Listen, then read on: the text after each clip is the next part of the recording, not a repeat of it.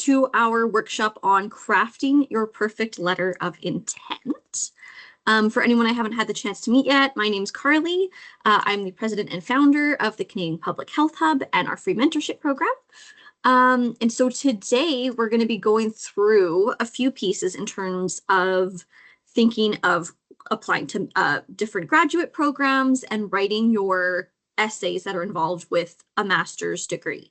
So we're going to kind of walk through what the purpose of a letter of intent is. Sometimes they're called an LOI. Of course, they are in academic world. Learn key elements of how to make a compelling LOI, especially because graduate programs are becoming more and more competitive. And so the things you can do to try to make yourself stand out a little bit more.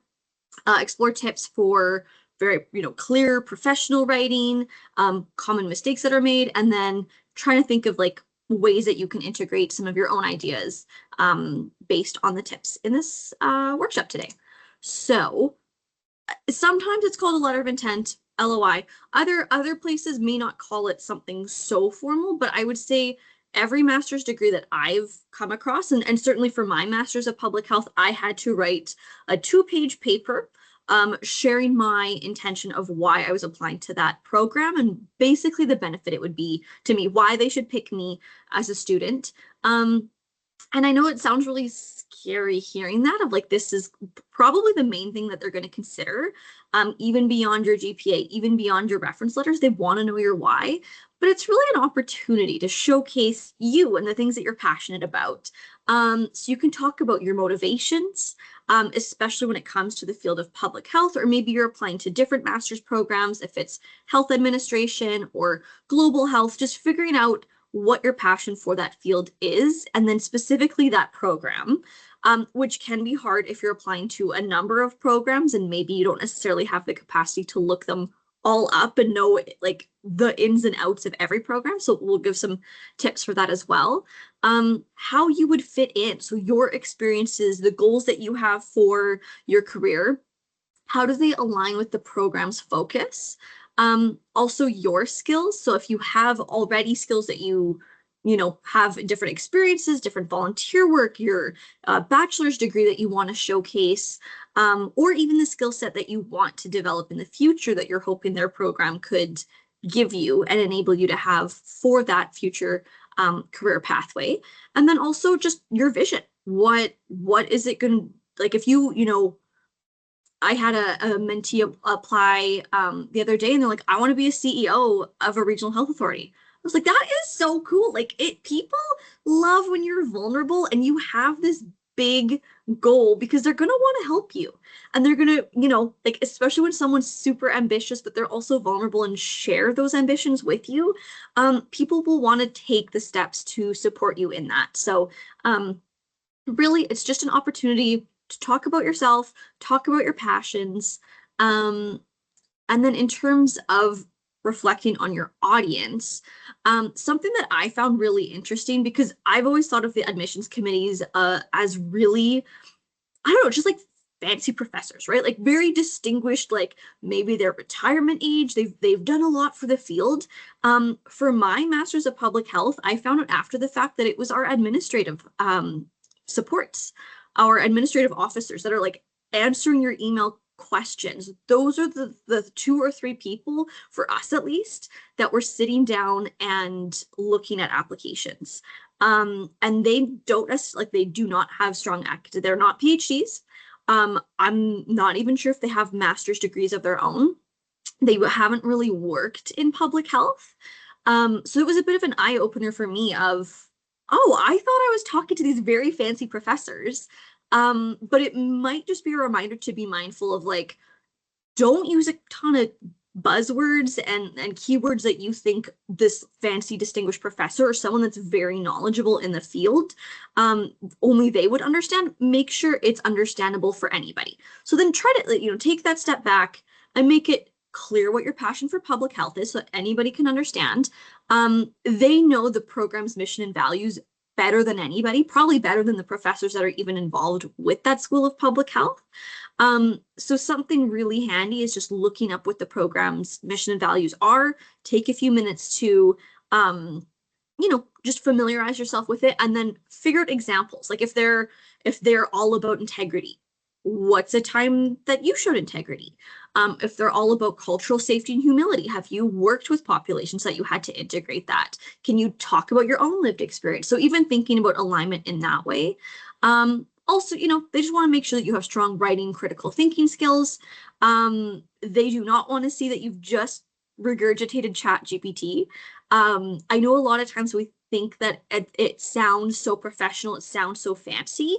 But there's so many times now that admissions people are looking if it is ChatGPT, and they will specifically not pick you if they feel like you can't write on your own or you don't have your own critical thinking skills. So that's something to caution. If you are going to try to use something to enhance, only use it to enhance. Do not use it solely to write the essays for you. Have you been a leader in the field of public health, community health? Are you a collaborator? Do you work with the people around you? Are you, committed in that you've had to go kind of around systems to try to make change? And so, thinking about all of those aspects in terms of your audience, then you can start to break down the letter. And of course, I think the essay will always vary depending on the school, but I would say generally, a letter of intent is 2 pages. And it's the same structure as any other essay, right? You have your introduction. You're going to talk about who you are and why you're applying. I would say that right from the get-go. Don't save that till the end. Don't assume that they know who you are because your name's on the application. Talk in the first paragraph, if you can, about your academic and professional background in relation to public health.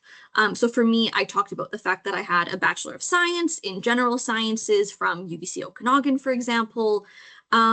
I had never worked in public health. I had worked as a medical office assistant. And so I highlighted my clinical aspect and then was able to turn that into a bit of a story in the following paragraphs. But even if you don't have experience that you think is related to public health, you can almost leverage that. So just starting with the first paragraph, introducing yourself, experience, academic, whatnot. Paragraph 2, you want to talk about the program and how it aligns with your goals. So for me, I loved the fact that the University of Victoria that I did my MPH through, they were all about holistic considerations, social determinants of health, holistic wraparound supports around a person. And so I was able to actually talk about the fact that I've never worked in public health. I had only been on the front line and seen the inequities of, answering the phone, having to tell people, oh, I'm like, we got your referral. We're not able to see you for 12 months. Like, that's just how long the wait list is. And it sucked because people were in pain, people were crying. And so I got to talk about how I would love to go upstream to explore that and use those kind of program criteria of it's holistic, it's social deterrence of health, to look at somebody beyond their access to care and explore it from an upstream perspective. And then paragraph 3, I mean, similar, but like, what are your future aspirations, right? So, I talked about there is such a gap in the combination of upstream and downstream and how I'd really like to combine that one day, how the MPH will help you achieve that. And I, talked about like what, I don't know, just where I saw myself in the future and how I think that would be a stepping stone. So I wouldn't say like, I think sometimes we're worried to like really sell ourselves big of like, oh, but I have big ideas beyond this MPH, because sometimes it's just like, well, I just want to get my foot in the door with this program. But like I said, like with that student that was like, I want to be a CEO of a regional health authority. That is so cool, right? And maybe they need leadership experience. Maybe they need that extra master's, whatever. And so letting people know what your big dream is and the steps that, your professors or the admissions committee can take to support that is really neat. Conclusion, just I would again try to share your passion. They might be looking at hundreds of applications, so just having something memorable at the end, just to really kind of spark like, hey, I'm really excited. I'm different than other people in some form. And you really usually you don't have that much space. It's usually about 2 pages to get the point across, so you really have to make the most of it. And then common mistakes, I think, is just being very generic, especially if you know you're applying to, maybe you're not just doing Masters of Public Health, maybe you're doing a Masters of Health Admin, Masters of Global Health, like maybe you're applying to different programs across the board. And so you only have so much time, right? But you want to still tweak it enough so that it's obvious. And I've heard so many horror stories of people submitting a master's application and either using the wrong supervisor's name if you are doing a research-based one, or just copying and pasting and putting the wrong school. Like, you're applying to the University of Victoria and you accidentally say University of British Columbia. Like, they will cut you instantly for that. So I would just be very cautious.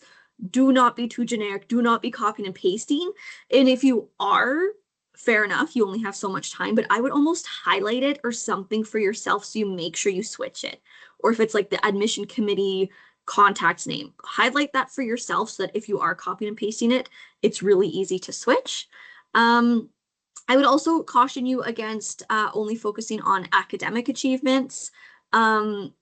Academia is amazing, but everyone will be coming into a master's program with the bachelor's. If you have another master's or if you have something else, definitely, like, those are things that you can showcase, but you don't want to just be school.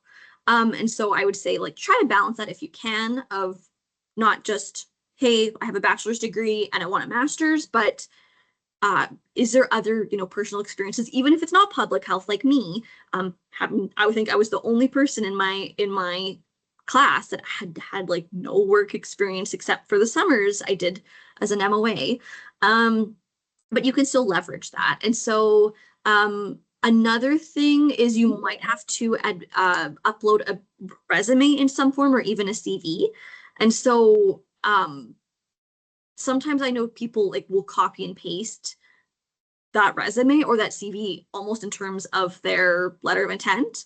But you can still tell a story, right? You don't want to just be like, I worked in this job and this was my responsibility. That's you want to tell a story. You don't want to just be like, these were the tasks I was involved with.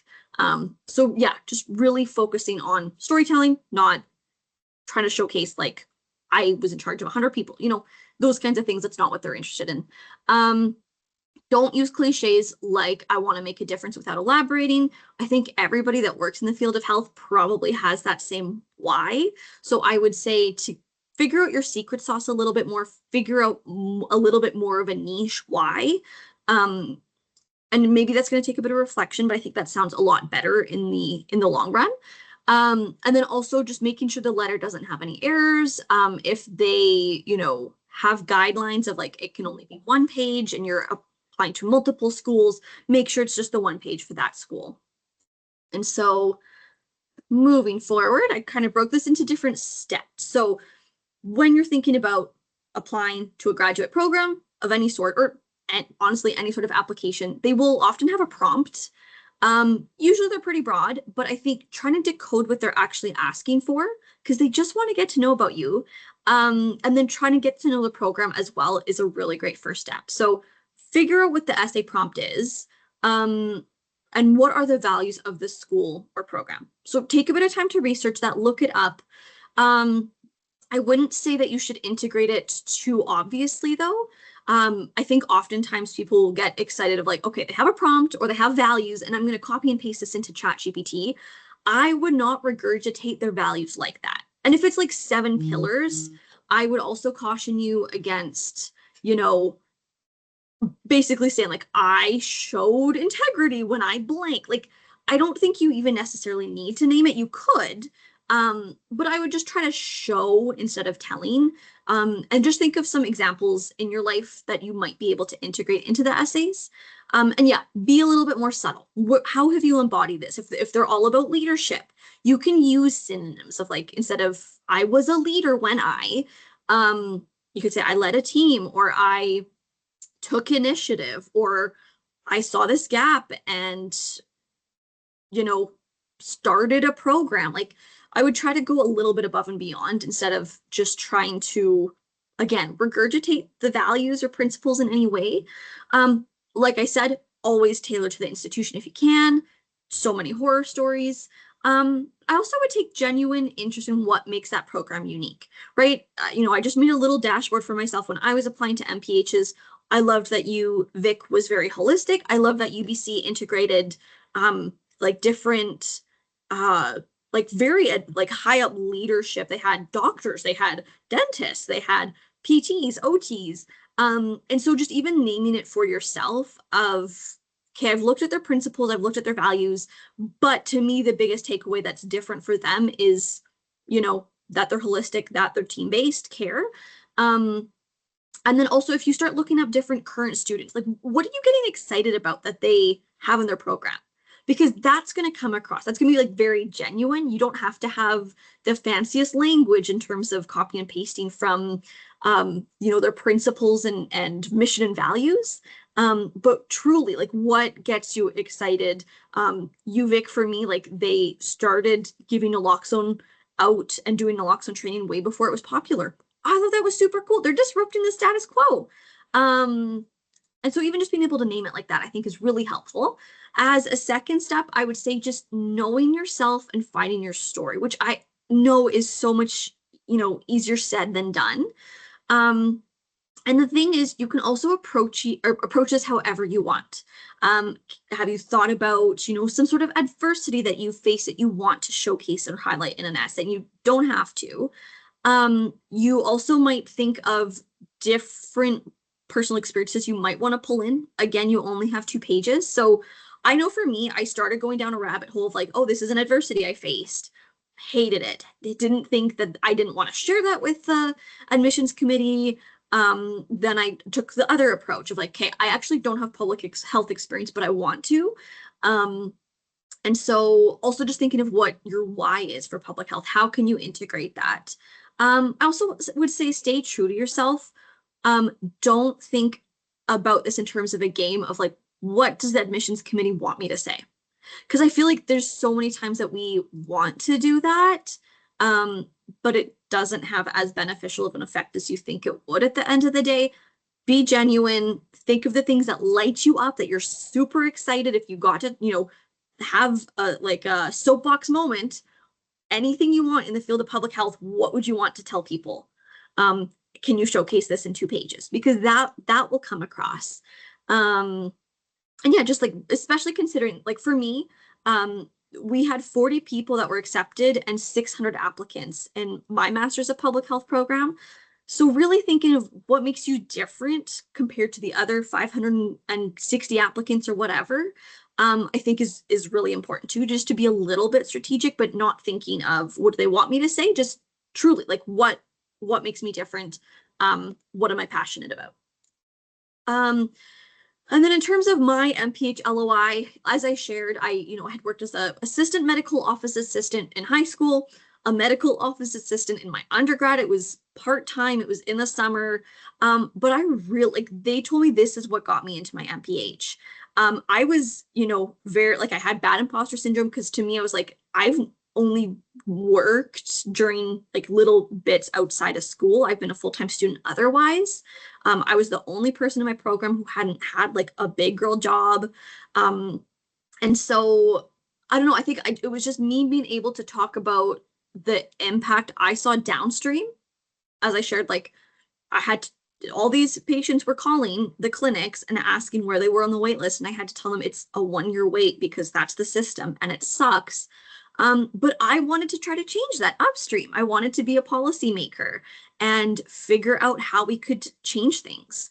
I also worked in 3 different research labs. And so, I had some good reference letters, of course, with those professors, but I also name dropped both the lab and I think one lab I name dropped and the other like professor I name dropped because I thought it would be impressive. I don't know if it was, to be honest. But it got me really good reference letters. I ran a school club, which for sure like helped me gain some language of knowing my secret sauce, how I'm really passionate about identifying gaps and working with the people around me to fill it. But in the 2 pages you have, I didn't get to talk about it. And same with, I did so much hospital volunteering on the side, didn't get to talk about it, but it helped me know my why, discover my secret sauce. And so even if there's things you want to talk about, but you don't get to directly talk about them. I think there should be kind of some comfort of knowing, okay, like that passion will still come across. You don't have to list the hundreds of, volunteer hours or anything you've done to be successful. And then just in terms of tips for finding your secret sauce, I would say just reflect on your experiences and the passions that brought you to public health, and specifically if there's anything that connects them. So like this can be a bit of homework, a bit of exercise, something to mull over. I find this very helpful when you're starting to write these kinds of essays, like a letter of intent. I would also say if you could take the time to think about, let's say everyone that you did a bachelor's with is applying to the same master's of public health, right? Because there's hundreds of people that apply and they only have a certain amount of seats. And I like to think of like mediocre Chad that was in class, like he didn't do anything, right? He hardly put in effort. He was just kind of there. But he might tell us his story very well, right? He might say that he was the professor of the class, like he was the best. He led everything. He led that group project that you actually did all the work. So I would say, is there anything that you did better than your peers? Did you, if you injected a little more confidence into your writing, could you consider this like expertise that you have? Did you go above and beyond? Did you start an initiative? And then also, what are the characteristics that make you you? Has there been anything like a professor or previous supervisor said about you that you could try to integrate? And then also, if you could try to turn that into a bit of a mini statement, because it's really strong to leverage that. Like, even if it's a 1 sentence, 2 sentence tidbit that you can copy and paste into different applications, cover letters, even for future jobs, I find that really handy. And again, like I said, for me, it was like, okay, it started with this club that I started at school. I love to identify gaps and work with the people around me to solve them. That's a very strong skill set to have in public health. I've done it again with the mentorship program. So what can you look at in your past that like, oh, I do have this really neat skill and I've done it repeated times and I went above and beyond compared to my colleagues in my classes, compared to Chad, that you might be able to have as like a one sentence kind of secret sauce statement for yourself. And again, it's taken me years to try to describe that for myself. So it's not going to necessarily happen overnight. It might even change over years, but it's really, a handy thing to reflect on. And then in terms of, another step, I would say start early. Everybody procrastinates. And so, you might be like, oh, dang it, it's due on the weekend. I need to get this in and I haven't even started. I'd say the earlier you can start, the more iterations you'll have and the more it'll improve. And then the less likely you'll have to be like, oh, ChatGPT, write this thing for me. So I'd just say start as early, like 3 months ahead if you can. Take 15 minutes once a week, add a little bit to it. It really, like 2 pages doesn't take that much, but because there's so many ways that you could write about yourself, I think just giving yourself lots of time is key. Try to have a really punchy line. Usually when you're talking about like, hi, I'm Carly, I'm applying to this program, I specifically want this specialization, I have a bachelor's of science, the start might not be all that, I don't know, like impressive, but I'd say if you can have something really like, oh, that's strong, oh, I get her passion, by the end of the first paragraph, that's super powerful. And then something that's always kind of, I don't know, tickled me is this story of a girl that got into Harvard with her essay about hot dogs at Costco. And so it just reminded me that like you can write about truly anything about yourself. The more engaging, the more memorable you can make it, the better. And so I found the hot dog story and it's amazing writing. And so I forget exactly what this girl connected it to. She's running around, she's looking, she's trying to get all the Costco samples. She eventually gets the hot dog that she wants, but truly, in storytelling, you can take any aspect you want. And if you want to do something a little bit different, like I think if you can do it well, you should be confident in having the creative ability to, share your intent in your letter of intent in a unique way. Because you can talk about hot dogs at Costco and get into Harvard.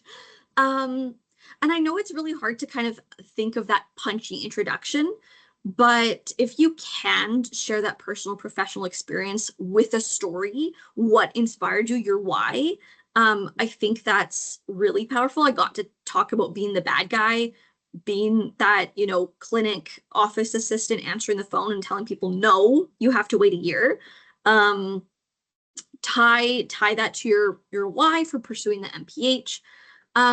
Something that I found as a potential example is during my volunteer work supporting unhoused individuals, I witnessed the systemic challenges of healthcare access, sparking my interest in addressing health inequities through public health. So you could say something like that. I love when people talk about where that came from for them. It sparked it, or like it was very eye-opening. It changed my perspective. Even if you're just showcasing the growth that you've had, I think that's a very powerful thing to do. But again, this is probably the thing that's going to take some of the most time, is like just feeling confident in how strong certain statements are. And definitely not every statement's going to be super strong, super powerful, but just having a couple at maybe the end of the first paragraph and the very last line really make a difference, especially if they're looking at hundreds of applications. I would also, something I've been noticing, especially women are bad at, and especially young women, I've had to work on this so hard, is that we use such passive language in our applications. So I'm really personally, like, I'm working on trying to show instead of tell, and then how I exemplify values. And so many times I've said, oh, my Bachelor of Science gave me these skills of analysis and leadership. Like, it's so timid. No, I gained those skills by my hard work. It wasn't my degree. It wasn't my professors. So just even try to figure out ways to reframe. This is something I find that I'll just write out first. And then this is a really handy thing for AI to use ChatGPT. Just be like, hey, I don't even know how to make this not passive. Can you help make this active language? Another thing you can do is just look up active verbs and trying to think of ways to make it passive. But instead of, this gave me, I would just say, I have the skills of blah, blah, blah, blah, blah. Again, be concise as well. I know we're used to, especially like in my bachelor's degree, we had to write really long essays in our English classes. And so you had to be repetitive, or else it's just like, I don't know what else to talk about. You do not need to do that here. 2 pages will fly by. It's usually, this like 1-inch margin on all sides and double spaced. So you really do have to make every word count. I would not be repetitive in any form if you can. Also explain your choices. How did your experiences shape you? Why, again, why this program, but what have you learned or changed your mind about? I think those can be really powerful things to, again, show, but don't tell. Revision and feedback, so handy, especially if this is something you're looking at for a long time. I love to personally, send this to like my little sister. She's a year younger. She was also applying to master's degrees at the same time. So really handy to go to her for advice. If you have any other mentors, someone that's ahead of you, parents, friends, especially if they are not in public health, again, thinking about the admissions committees, people that are not professors. They don't have master's degrees, they don't have PhDs, but they still might be reading your essay. Ask them. Anybody that it's not necessarily in public health, or that has an academic background, do they understand your essay, or are you totally losing them? Something I found, that when I'm staring at an essay for a long time, I don't see my typos anymore. And it's terrible because I'm just glazing over it. So if I try to read it out, sometimes that's helpful, but I've actually found that I will copy and paste it into Google Translate and then have it read it back to me just in like plain old English. And then I hear the mistakes. I'm like, how was I missing that? But it's just the fact that I've stared at it and I was the creator of it that I don't see it. Take breaks to like step away, return with fresh eyes, allow your brain to turn off. Maybe you'll think of something really great in the shower, like 5 days after you first started. Give yourself like at least a month or 2 to write this, I would say.